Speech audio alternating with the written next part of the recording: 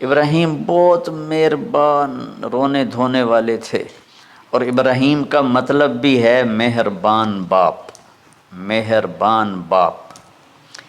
ابراہیم علیہ السلام کی کہانی تو بہت لمبی ہے، اسے سنانے کے نہ مجھے سکت ہے، اور نہ ہی آگے جو ہم کاسٹ کرتے ہیں اس میں اتنی ہمت ہوتی ہے، تو ہم شروع ہی کرتے ہیں کہ ابراہیم علیہ السلام سے اللہ نے اپنے بچے کی قربانی کیسے لی، پیچھے سارے واقعات کو چھوڑ کر۔ ابراہیم علیہ السلام کو جب آگ میں ڈالا گیا اور اللہ تعالیٰ نے ان کو آگ سے زندہ سلامت باہر نکالا، تو پھر انہوں نے ہجرت فرمائی اور مصر گئے۔ مصر کا جو بادشاہ تھا وہ ہر آنے والی عورت کو زبردستی ایک رات اپنے کمرے میں رکھتا تھا، تو اس نے حضرت سارہ علیہ السلام کو بھی قبضہ کر کے اپنے کمرے میں رکھا۔ جو ہی ہاتھ بڑھاتا اس کا ہاتھ سوکھ جاتا، پیچھے کرتا تو ٹھیک ہو جاتا، پھر ایسے ہاتھ بڑھاتا سوکھ جاتا، پھر پیچھے کرتا ٹھیک ہو جاتا، پھر ایسے ہاتھ بڑھایا سوکھ گیا، پھر پیچھے کیا ٹھیک ہو گیا۔ تو اس نے کہا یہ تو کوئی اور ہی بات ہے، تو اس نے اپنی بیٹی حضرت ہاجرہ وہ ان ابراہیم علیہ السلام کے نکاح میں دے دی۔ ابراہیم علیہ السلام اس وقت 70 سے اوپر جا چکے تھے اور حضرت ہاجرہ 22 سال کی تھی۔ یہ 3 افراد کا قافلہ ہجرت کر کے فلسطین پہنچا، اور ابراہیم علیہ السلام کی عمر گزر گئی۔ رب ہب لی من الصالحین، یا اللہ کوئی نیک بچہ دے، یا اللہ کوئی نیک بچہ دے۔ اولاد کا نیک ہونا ضروری ہے، ڈاکٹر بنے، انجینئر بنے، عالم بنے، مفتی بنے، ان میں سے کوئی چیز ضروری نہیں، اولاد کا نیک ہونا ضروری ہے، اور اس کے لیے والدین کو ٹائم دینا پڑے گا، والدین کو محبت دینی پڑے گی، والدین کو گود دینی پڑے گی، والدین کو شفقت دینی پڑے گی، ورنہ اولاد اور ماں باپ 2 کنارے بن جائیں گے۔ کچھ تقریباً 84 سال کی عمر میں اللہ تعالیٰ نے حضرت ہاجرہ سے بیٹا دیا، سارہ کی بجائے ہاجرہ سے بیٹا دیا۔ حضرت اللہ کی حکمت تھی، اللہ بھی یہی چاہ رہے تھے، تو حضرت سارہ کو بڑی تکلیف ہونے لگی، کہنے کہ اس بچے کو مجھ سے دور کرو، اس بچے کو مجھ سے دور کرو، میں دیکھ نہیں سکتی۔ تو جبریل آئے کہ اللہ تعالیٰ بھی فرما رہے ہیں کہ اسے یہاں سے دور کرو، کہ کہاں لے جاؤں؟ کہ یہ ہم بتائیں گے کہاں لے جانا ہے۔ تو جبریل انسانی شکل میں اونٹ پہ سوار ہو کر تشریف لائے، اور پیچھے حضرت ابراہیم علیہ السلام اپنی اونٹنی پر، بچہ بیگم، اور آگے جبریل رہبر کے طور پر۔ فلسطین سرسبز ہے، کہیں خشک ہے، لیکن پانی ہے، اچھی آبادی ہے۔ چلتے چلتے چلتے چلتے 1 مہینہ کا سفر کرنے کے بعد جب وہ علاقہ شروع ہوا جہاں کالے پہاڑ، کالے پتھر، کوئی پتا نہیں سبزے کا اور کوئی نشان نہیں پانی کا، وہاں سے چلتے چلتے چلتے 4 پہاڑوں کے اندر ایک وادی سی آئی۔ جب وہاں پہنچے تو جبریل کہنے لگے اللہ کے نبی یہاں ہاجرہ اور اسماعیل کو چھوڑ دیں۔ جب وہ آگ میں جا رہے تھے نا ابراہیم علیہ السلام، تو ایک لفظ نہیں بولے، بنا کہا حسبی اللہ ونعم الوکیل۔ لیکن جب جبریل نے کہا یہاں چھوڑ دیں تو ایک دم بولے یہاں کیسے چھوڑ دوں، یہاں تو کچھ بھی نہیں ہے، یہ کیسے رہیں گے؟ کہ یہ آپ کے رب کی منشا ہے، یہاں اللہ کا گھر بنے گا، یہاں اس بچے کی نسل سے ایک آخری نبی پیدا ہوگا جو پورے عالم کو روشن کرے گا، آپ چھوڑ دیں۔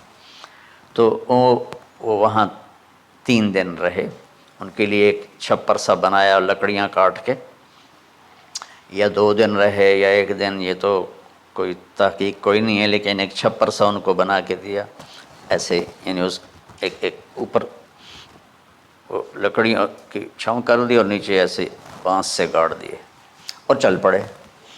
تو حضرت ہاجرہ فرمانے لگے آپ کہاں جا رہے ہیں؟ اتنا بڑا امتحان تھا کہ جواب نہیں دینا، بس چپ کر کے چلو۔ انہوں نے پھر پوچھا آپ مجھے چھوڑ کے کیوں جا رہے ہیں؟ آگے سے خاموشی۔ چلتے چلتے 3 میل تک وہ اس طرح چلی۔ جب وہ کدئی پہنچیں تو اس وقت ان کو خیال آیا یہ اللہ کے نبی ہیں، کہیں ان کو اللہ نے نہ کہا۔ تو ان کا اللہ امرک، کیا آپ کو اللہ نے کہا کہ مجھے چھوڑ دیں؟ کہنے لگے ہاں، یوں کیا۔ ایک دم ایک نئی ہاجرہ نے جنم لیا۔ کہ اذن، یوں گردن، اذن لن یضیعنا اللہ، جاؤ پھر میرا اللہ مجھے ضائع نہیں کرے گا۔ ابراہیم علیہ السلام بوجھل دل کے ساتھ پیدل چل رہے تھے، دونوں میاں بیوی اونٹنی پہ سوار ہوئے، اور وہ اپنے بچے کو گود میں لے کر ایسے کھڑی ان کو دیکھ رہے تھے۔ یہ کوئی مہینے کے لیے نہیں جا رہے تھے، پتہ نہیں ہے کب واپس آئیں۔ اجدے بچھڑے قد ملن گے، جانے رب رحمان۔ دیکھتی رہیں۔ پھر انہیں ایسے پہاڑی کے اوپر چڑھے کہ اونٹ نیچے اتری، تو پھر انہوں نے منہ موڑا اور واپس اس وادی کی طرف چلیں۔ کیا وقت تھا، صبح تھی، شام تھی۔ جوں ابراہیم علیہ السلام غائب ہوئے تو ایک دم آپ نے اونٹنی کا منہ موڑا ادھر ہی اور کہا ربنا انی اسکنت من ذریت بواد غیر ذی زرع ربنا لیقیموا الصلاۃ۔ کیا درد ہے! آپ اندازہ لگاؤ، ایک آدمی کو 84 سال کی عمر میں بیٹا ملے اور پھر اسے ایسے جنگل بیابان میں چھوڑ دیا جائے، تو ان کے دل پہ کیا بیت رہی ہوگی۔ یہ اس دعا میں وہ درد ہے جو میرے بھی آنسو نکل رہے ہیں۔ ان کو 3 دفعہ قصہ سنا چکا۔ اے اللہ، تیرے ہی کہنے پر، تو جو میرا رب ہے، یا اللہ نہیں کہا، اللہم نہیں کہا، ربنا، یا اللہ تو مہربان ہے، اس میں بھی کوئی تیری مہربانی ہوگی، تیری محبت ہوگی، تیری شفقت ہوگی۔ انی اسکنت من ذریت، میں نے چھوڑ دیا اپنی اولاد کو۔ یا اللہ میں نے وہاں چھوڑا ہے جہاں نہ پتہ ہے، نہ دانہ ہے، نہ پانی ہے، تو جان اور یہ جانے۔ اس درد بھری دعا نے عرش کو بھی ہلا دیا تھا، اور آپ نے منہ موڑا۔ اس باپ کو سوچو جو ہر قدم پہ اپنے معصوم بچے سے دور ہو رہا ہے، اور اس ماں کو سوچو جو ہر قدم پہ اپنے خامن سے دور ہو رہی ہے۔ ابراہیم کی منزل تو آگے گھر ہے، 2 بیویاں اور ہیں، ادھر تو پتھروں کے ساتھ دوستی ہے۔ جب ہاجر، میں ایک دفعہ میں ایسے سوچ میں بیٹھا، میں اتنا رویا۔ میں نے کہا جب وہ ہماری ماں ہاجرہ وہاں اکیلی بیٹھی ہوگی، اور چاروں طرف اونچے اونچے پہاڑ تھے، اور اندر بیٹھنے والوں کو باہر کا پتہ نہیں، باہر والوں کو اندر کا پتہ نہیں۔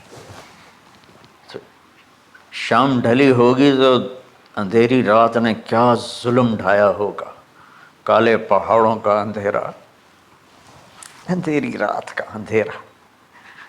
تارے بھی حیران ہوں گے یہ کون بی بی بیٹھی ہوئی ہے۔ ستارے روزانہ ہی نکلتے تھے، لیکن آج وہ ایک نیا تماشا دیکھ رہے ہیں کہ ایک معصوم شہزادی ایک معصوم بچے کو گود میں لے کے بیٹھی ہے، کون اسے یہاں چھوڑ گیا۔ چاندنی رات تھی تو چاند بھی حیران ہو رہا ہوگا، یہ کیا ہو رہا ہے، یہ کیا ہو رہا ہے، یہ کیا ہو رہا ہے۔ اور وہ تنہا جان آسمان کو دیکھتی ہوگی، یا اللہ یہ میرے ساتھ کیا ہوگی۔ وہ رات کیسی، پہلی رات کیسی گزری ہوگی حضرت ہاجرہ پر۔ یہ ہمارے تبلیغ والے 3 دن کے لیے جاتے ہیں، بیویاں شور مچا دیتی ہیں، چھوڑ کے جاندے پہ، چھوڑ کے جاندے پہ۔ اس ہاجرہ کو سوچو جس پر اندھیری رات تھی، اور اسے کچھ پتہ نہیں تھا میرے ساتھ کیا ہونے والا ہے۔ جب دن چڑھا تو سورج نے دیکھ کر اس کی آنکھیں پھٹ گئیں کہ یہ کیا ہے۔ وہ تو کسی پہ رحم نہیں کرتا، اس کی آگ نے پتھروں کو تپایا، میری ماں ہاجرہ کے چھپر کو تپایا اور تڑپا کے رکھ دیا۔ ایک چھوٹا سی مشکیزہ تھا پانی کا، اسے گھونٹ گھونٹ پی کے ان کے منہ میں بھی ڈال رہی تھی۔ اس مشکیزے پر 3 دن گزرے، پانی ختم ہو گیا۔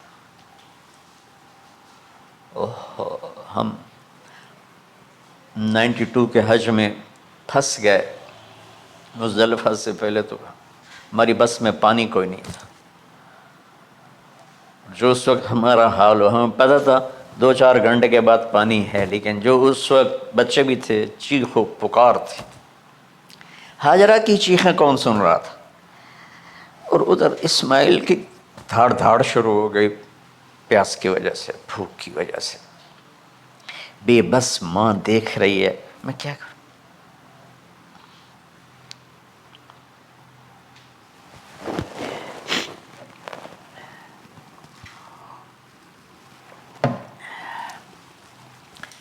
میں قطر میں تھا جماعت میں، تو مجھے یہاں کندھے میں درد ہوا، میں ہاسپٹل گیا تو ایمرجنسی سے انہوں لے کر گئے۔ ایک بچہ تڑپ رہا تھا اس میں،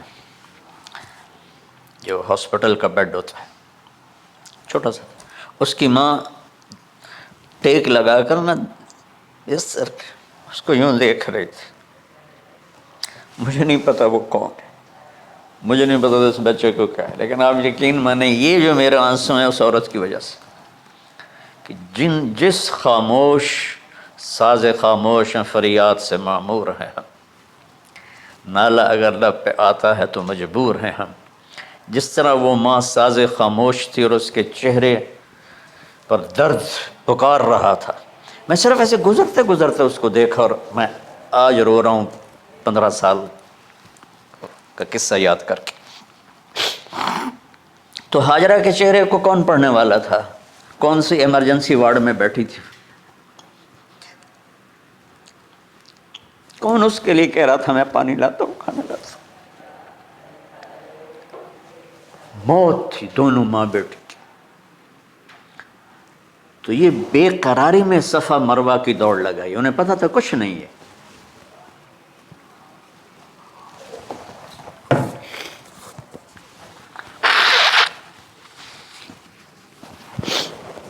انہیں معلوم تھا کچھ نہیں ہے، لیکن وہ اس کو تڑپتے دیکھ نہیں پا رہے۔ وہ بھاگیں، صفا پہ چڑھی، ادھر دیکھ ادھر دیکھ، ابھا دیکھاں لمحہ دیکھاں، ڈٹھی دل کو دیواں ٹیکاں، سجن مل سم کے مر پوساں۔ یہ ہماری سرائکی کا شاعری ہے۔ مشرق دیکھتے ہوں، مغرب دیکھتے ہوں، دائیں بائیں دیکھتے ہوں، کوئی ہے میری فریاد سننے والا۔ یہ حالت تھی اس وقت ام اسماعیل کی۔ نیچے اتری، جہاں وہ ٹیوب لائٹس آتی ہیں وہاں وہ نیچے ہو گئے اور بچہ غائب ہو گیا، تو دوڑ لگاتے۔ مصر کی شہزادی اور مکے کے نوکدار پتھروں کے اوپر دوڑ رہی تھی۔ جب بچہ نظر آیا پھر آہستہ ہو گئی، پھر مروہ پہ چڑھی، پھر صفا پہ چڑھی، پھر مروہ پہ چڑھی، پھر صفا۔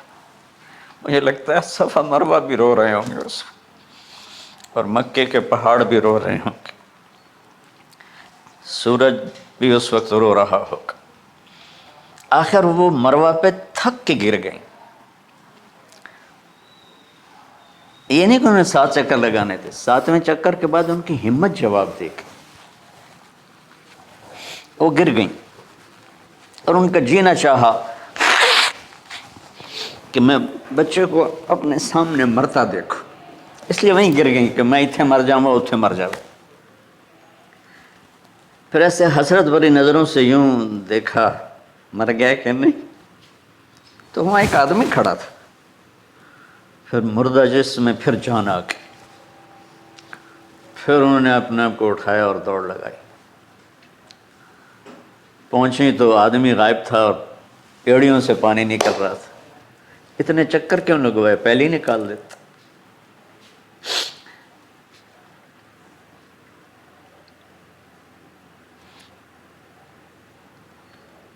عاشق ہوں میں عشق کماں میں دل رکھیں وانگ پہاڑاں ہو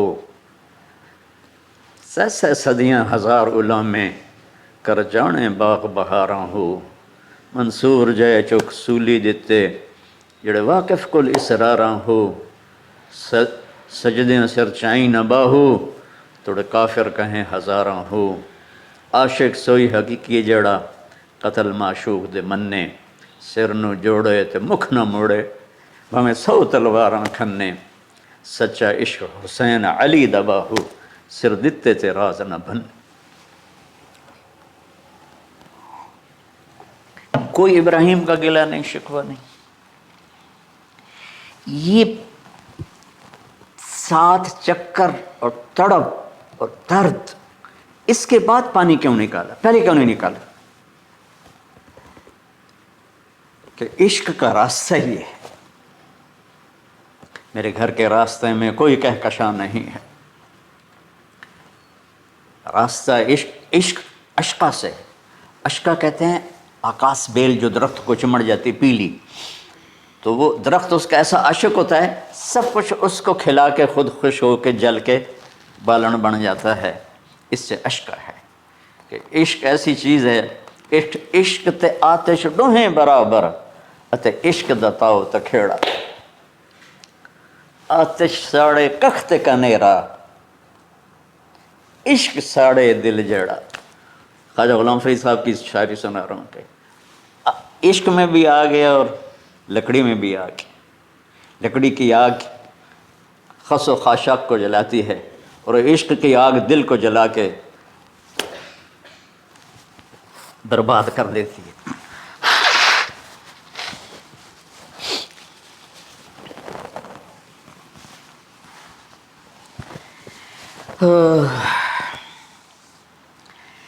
یہ دنیا میرے بھائی بہنوں امتحان کی جگہ ہے. ہم اسے جنت بنانا چاہتے ہیں.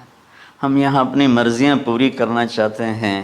اللہ کی قسم، اللہ کی قسم، اللہ کی قسم، جس نے اپنی مرضی پہ چلنا شروع کیا وہ تباہ ہو گیا. جو اللہ رسول کی غلامی کے دائرے میں آیا وہ کامیاب ہو گیا. دیکھا تو پانی ابل رہا ہے، ابل رہا ہے، ابل رہا ہے، فوارے مار رہا ہے. تو اس وقت عبرانی لینگویج تھی تو ان کا زمزم زمزم، ٹھہر جا ٹھہر جا ٹھہر جا. وہ نیچے زور اللہ کو بھی یہی منظور تھا. وہ نیچے زور. میرے نبی نے فرمایا اگر میری ماں زمزم نہ کہتی تو پورے عرب کو یہ پانی سیراب کر دیتا.